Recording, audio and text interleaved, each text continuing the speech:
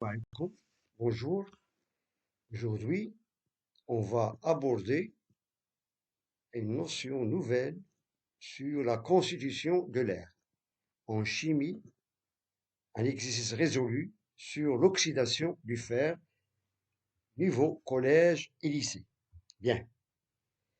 Donc, l'énoncé, pour déterminer le constitution de l'air qui provoque l'oxydation du fer, on réalise les deux expériences schématisées ci-dessous. Bien. La laine du fer introduite dans une provette humidifiée retourner sur une cuve à eau. Expérience 1. Au bout de quelques jours, on observe la laine du fer est partiellement rouillée, d'après cette première partie, et l'eau est montée partiellement dans l'éprouvette. Voilà, ça c'est l'expérience 1. L'expérience 2. La laine du fer est complètement rouillée. L'eau a occupé toute l'éprouvette, c'est-à-dire dans l'expérience 2, dans l'éprouvette graduée, on a utilisé le dioxygène. Dans la première expérience, l'éprouvette est remplie d'air. Bien. Première question. En observant le schéma, expérience 1, comparez le volume qui a été occupé par l'eau à celui de l'éprouvette. Déduire la proportion de ce volume. Donc ça, c'est d'après l'expérience 1. Donc l'expérience 1 montre de laine du fer qui se trouve au fond de cette éprouvette graduée qui est remplie d'air. Et on a une cuve remplie d'eau.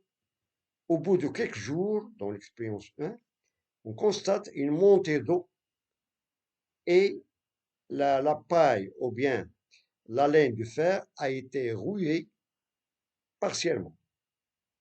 Donc, il nous demande maintenant de déduire la proportion de ce volume, étant donné que l'eau, elle est montée dans cette éprouvette graduée avec un certain volume. Bien, un peu de réflexion. Donc, on observe une montée d'eau après quelques jours à cause d'une transformation chimique. Donc, il y a eu une réaction chimique entre le fer et, un constituant d'air. Bien. Donc, il y a une montée d'eau et la laine du fer a été rouillée partiellement. Bien. Donc, on va déduire maintenant la proportion de ce volume, étant donné que la capacité de l'éprouvette graduée, d'après le schéma, est de 250 millilitres. Et on a constaté que le niveau d'eau, au bout de quelques jours, il arrive à 200 millilitres, à la gradation de 200 millilitres. Cela veut dire que le volume déplacé est de 50 millilitres, c'est-à-dire 250 moins 200, c'est-à-dire 50 millilitres. Donc, on déduit la proportion de ce volume, on a 50 sur 250, donc on a la montée de 50 millilitres sur la capacité totale de cette éprouvette graduée, c'est-à-dire représente une proportion de 20%. Une proportion de 20%. Bien. Passons maintenant à la question 2. En observant le schéma expérience 2, voilà, on a le schéma expérience 2, expliquez pourquoi l'eau a occupé toute l'éprouvette. Sachant que l'éprouvette, au départ, elle a été remplie d'un gaz qu'on appelle le dioxygène, avec la laine de fer. Au bout de quelques jours, on constate que la laine de fer a été rouillée complètement et la montée totale d'eau dans l'éprouvette. Et on nous demande pourquoi l'eau a occupé toute l'éprouvette. Bien, un peu de réflexion. Donc, d'après l'expérience de l'eau occupe toute l'éprouvette, car tout le dioxygène a été consommé. Donc, étant donné qu'au départ, on a dans l'éprouvette du dioxygène, donc il a été consommé, bien, il a laissé un vide qui est remplacé par l'eau. Maintenant, question 3. Bien. Donc, expliquez comment peut-on déduire des deux expériences, 1 et 2, que le constituant de l'air qui a provoqué la rouille de la laine de fer est le dioxygène. Donc, d'après les deux expériences, étant donné dans la première expérience, on a utilisé de l'air dans l'éprouvette. Par contre, dans la deuxième expérience, on a utilisé seul le dioxygène. Donc, dans la deuxième expérience, on constate que au bout de quelques jours, on a la montée totale, donc l'éprouvette a été remplie totalement par l'eau. Cela veut dire que le dioxygène, il a laissé un vide qui a été rempli, qui a été remplacé par l'eau. Cela veut dire que le dioxygène, il a réagi avec la laine de fer. Par contre, dans l'expérience 1, au bout de quelques jours, on a constaté une montée partielle de l'eau. Et la laine du fer a été gouillée partiellement. Donc, il y a eu un constituant de l'air qui a réagi avec la laine de fer. Bien. Donc, dans l'expérience 2, il y a du dioxygène O2 dans l'éprouvette. Et après quelques jours, il y a eu une réaction chimique avec la paille de fer. Cela veut dire que le dioxygène a réagi avec la paille de fer pour donner de la rouille. Étant donné que le dioxygène a laissé un vide, cela veut dire qu'il a été remplacé par l'eau. C'est pour cela que l'éprouvette a été totalement remplie d'eau, bien, qui a conduit à la formation de la rouille. Donc, la montée d'eau dans l'éprouvette explique bien le manque du gaz dit oxygène. Ce dernier a oxydé la paille de fer pour donner la rouille. Donc, d'après la question, donc le constituant de l'air qui a provoqué la rouille de la laine de fer est bien sûr c'est le dioxygène, tout simplement. Bon, question suivante. Sachant que la rouille de fer est constituée essentiellement d'oxyde de fer 3, bien, écrire l'équation chimique équilibrée de la réaction qui donne ce produit. Donc, on a ici deux réactifs. On a le fer et le dioxygène. Et le seul produit formé, c'est l'oxyde de fer 3. Bien. Donc, il nous demande d'écrire l'équation chimique, bien sûr équilibrée.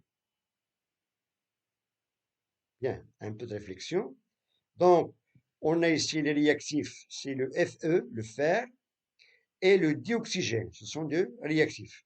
Un seul produit formé, c'est l'oxyde de fer 3.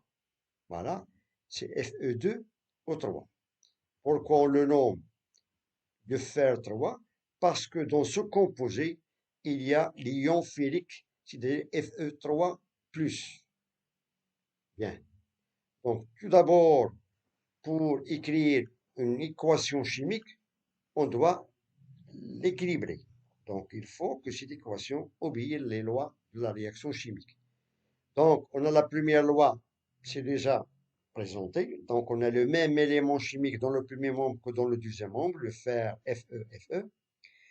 L'oxygène dans le premier membre, le trouve de même dans le deuxième membre, mais il nous reste tout simplement, c'est-à-dire le nombre de ces éléments chimiques. Dans le premier, on a un seul atome de fer, par contre dans le deuxième, on a deux atomes.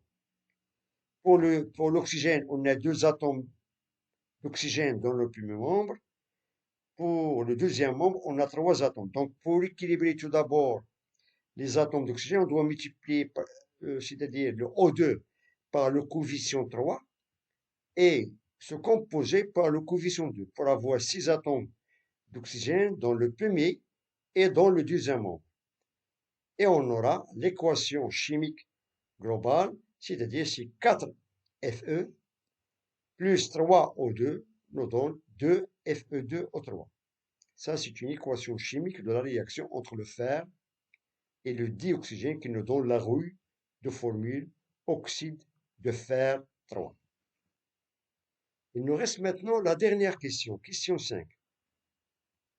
Dans l'expérience 1, la masse de la laine de fer est petit m. Donc on peut la considérer, elle est inconnue. Sachant que la masse d'oxyde de fer formée est de 1,17 g. Calculez la masse du fer qui a réagi. C'est-à-dire, il nous demande de calculer cette masse qui est inconnue. Sachant que la masse volumique du dioxygène, ρO2, est de 1,43 g par litre. Bien. Donc, lorsqu'on a dans une question de demander les masses, on doit toujours établir l'équation de la réaction. Donc l'équation de la réaction, d'après la question 4, c'est 4Fe avec 3O2 nous donne 2Fe2O3. Donc une fois on pose l'équation de la réaction, on va donner, c'est-à-dire les masses au-dessous de chaque constituant. Commençons par la masse du fer qui est inconnue, donc on peut la symboliser par petit m, et on a la masse du dioxygène M', la seule inconnue est la masse de ce produit formé, c'est-à-dire de l'oxyde de fer 3, qui est donné d'après l'énoncé de 1,17 g. Bien. Donc tout d'abord, on va calculer la masse de O2 qui a réagi avec la laine de fer. Donc on fait appel à la masse volumique de O2. Bien. Donc calcul de la masse de O2. Donc on applique la relation, on a 1' qui est inconnu, est égal à ρ fois V. Sachant que le volume du dioxygène est connu, donc étant donné qu'il a occupé la capacité, le volume total de l'épreuve de gaz qui est égal à 200 ml, donc on a V est connu. De même, on a la masse volumique du dioxygène et les données d'après l'énoncé. Donc, il suffit de faire l'application numérique. Donc, application numérique, on a ρ est égal à 1,43 litres. Par contre, on a le volume exprimé ici d'après l'énoncé en millilitres, c'est 250 millilitres. Ça, c'est le volume ou bien la capacité de cette épreuve de gradué. Donc, on doit la convertir en litres. Donc, il suffit de la multiplier par 10 puissance moins 3. Et on trouve que la masse de dioxygène qui a réagi avec le fer est de valeur 0, 3575 grammes. Ça, c'est la masse M', voilà, qui a réagi avec la masse inconnue de fer pour donner 1,17 g d'oxyde de fer 3. Bien. Et d'après la loi de la réaction chimique, donc on a une conservation de masse, c'est-à-dire que la masse totale des réactifs doit être égale à la masse totale des produits. Étant donné qu'on a un seul produit, d'après cette réaction, donc on va faire la somme. On a la conservation de la masse, on a M de Fe plus M' de O2 est égal à M de Fe2O3. Voilà. Et on tire la masse du fer qui est inconnue, voilà cette masse, c'est-à-dire la masse de produit formé d'oxyde de fer 3, moins la masse de dioxygène qui a réagi avec cette masse qui est inconnue. Et on remplace, on a ici 1,17 moins 0,3575 g, la masse de O2, et on trouve finalement que la masse petit m de fer qui a réagi avec O2, avec le dioxygène, c'est tout simplement, c'est 0,8125 g. 0,8125 g, c'est-à-dire à peu près égal à 0,81. On peut la considérer à peu près égale à 0,81 g. Voilà. Donc, je vous remercie de votre attention. Bon courage et à très bientôt.